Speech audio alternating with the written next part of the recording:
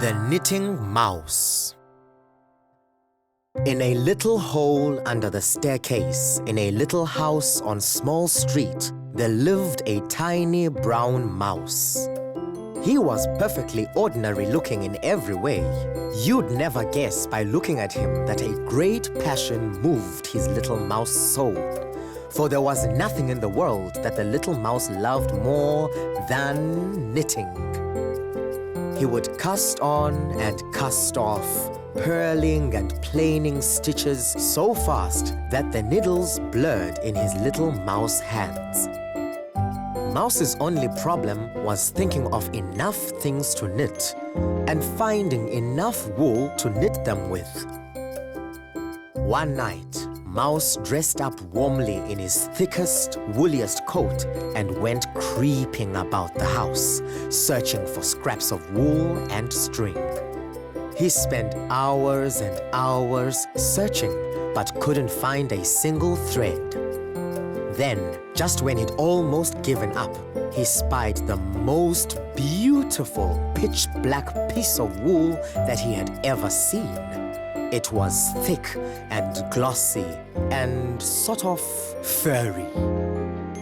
Gently, gently, he reached out, grasped a strand of the oh-so-silky, silky soft thread and plucked. A deep voice right behind him said, "Yow!"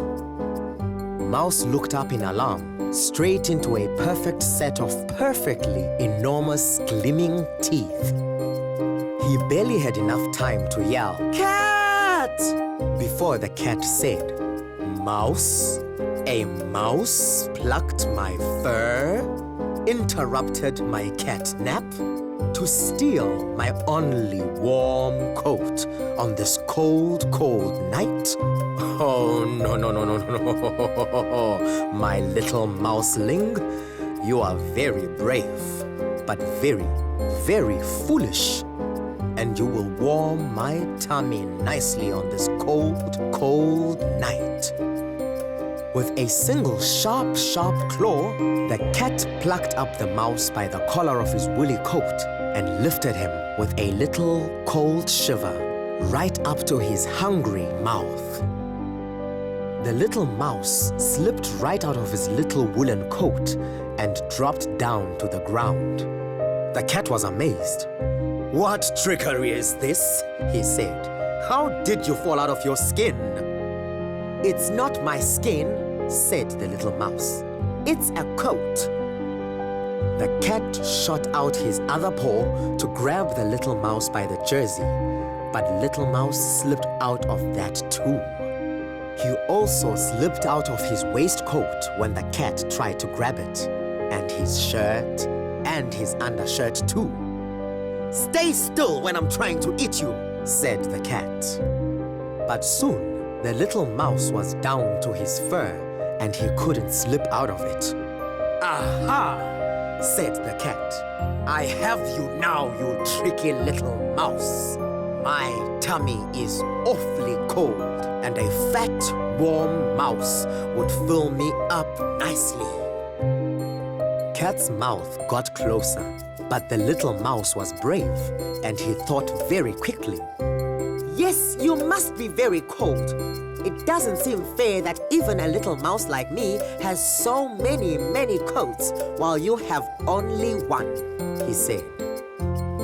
Cat raised an eye whisker.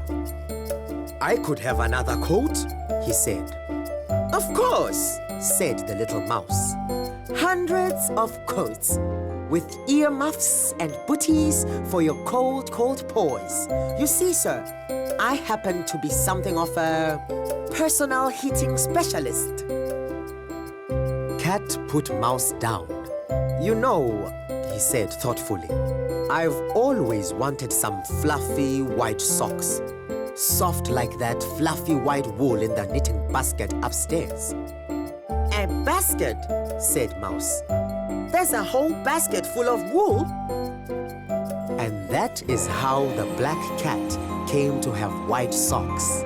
and why, whenever you see a black and white cat, you can be sure there's always a little brown mouse nearby. Probably in a terrible hurry to get back to a little hole under the stairs that's simply full of wool.